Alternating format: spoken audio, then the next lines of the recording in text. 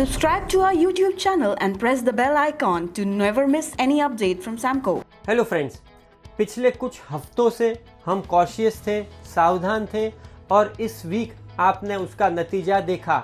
Monday को जिस हिसाब से मार्केट में एक बड़ी मंदी आई, गिरावट आई, एक क्रैश जैसा माहौल था, 3.5% निफ्टी 50 नीचे आया, तो ये एक अब क्लियर संकेत दे रहा है कि जो लॉकडाउन की जो तेजी थी 5 महीने की, ये अब समाप्त हो चुकी है।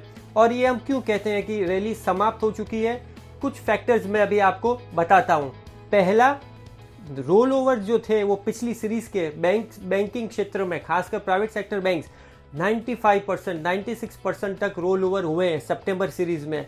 इसका मतलब तेजी वाले इतना कॉन्फिडेंस था कि मार्केट ऊपर जाएगा, और यही जब इतना कॉन्फिडेंस रहता है, जब इतना ऑप्टिमिज्म रहता है, तभी तो दोस्तों मार्केट एक टॉप बनाता है।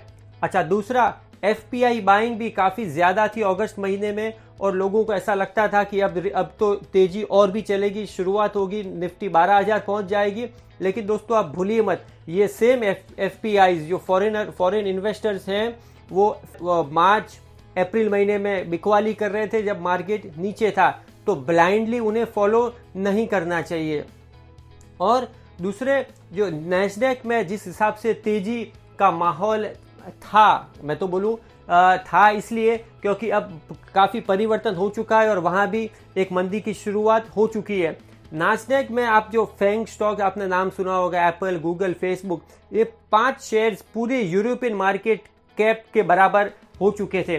तो इतनी ज़्यादा जब तेज़ी रहती है, ऑप्टिमिज्म रहता है दोस्तों, तो वही बबल बर्स्ट होता है। और ये मैं क्यों कहता हूँ कि बबल बर्स्ट हो चुका है? अगर भारत में भी आप रैली देखेंगे सन 2000 की, तो वहाँ भारत में भी 5 stocks, Himachal futuristic, global tele system, Satyam computer, इस प्रकार के जो सॉफ्टवेयर के शेयर्स थे, वो 5 शेयर्स 50% मार्केट का टर्नओवर करते थे। मतलब इतना ज़्यादा ऑप्टिमिज्म या इतना कुछ सेक्टर में जब आता है दोस्तों, तभी मार्केट में क्रैश आता है। तो ये सेम फिनोमिना हम वापस नास्डैक में देख रहे हैं, और ऐसा लगता है कि वहाँ पे बबल बर्स्ट हो चुका है। उसके रिपरकशंस भारत में भी आएंगे, पूरे विश्व में भी आएंगे, तो आपको बिल्कुल कॉशियस रहना चाहिए। और भारत में जैसा मैंने आपको बताया कि रोल ओवर काफ़ी ज़्यादा है, मतलब ऑप्टिमिज्म भी काफ़ी ज़्यादा हो चुका था।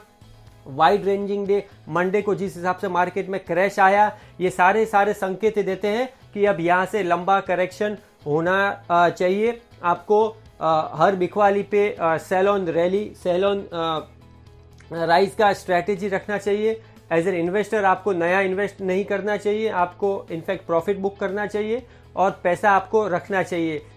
ये जो आपको लगता है कि अगर मार्केट नीचे है और मैं इन्वेस्ट कर लूँ, तो आपको थोड़ा और रुकना चाहिए, शायद दिवाली तक Q2 के रिजल्ट्स आने दीजिए, और तभी आपको इन्वेस्ट करने का मौका मिलेगा। तो हाल फिलहाल मार्केट में काफ़ी ज़्यादा जो तेज़ी हो चुकी थी, अब उसका करेक्शन शुरू हो रहा है या होने वाला है, तो आपको सावधानी के साथ ट्रेड लेने हैं। अभी भी कुछ स्टॉक्स और सेक्टर्स भले ही ऊपर जा सकते हैं और ज़्यादातर नीचे भी जाएंगे, तो आपको कॉशियसली ट्रेड लेना है। अब मेरी कलीग निराली अब आपको स्टॉक स्पेसिफिक आइडियाज़ बताएंगे। थैंक यू, ओवर टू निराली। हेलो दोस्तों, आज का हमारा पहला स्टॉक है स्टरलाइट टेक्नोलॉजीज़।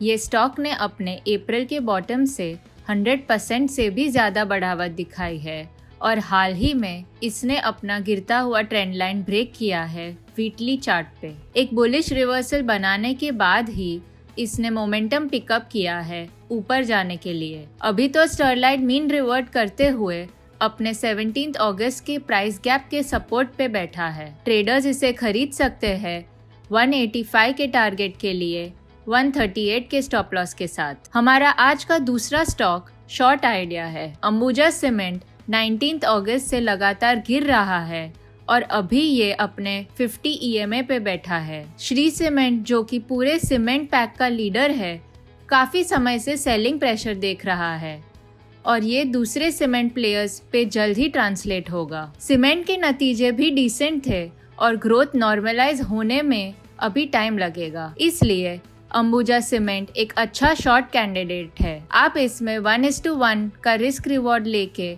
शॉर्ट कर सकते हैं 201 के टारगेट के लिए 221 के स्टॉप लॉस के साथ। अगर आपकी कोई क्वेरी है तो आप कमेंट कीजिए, हम ज़रूर उसका जवाब देंगे। Thank you.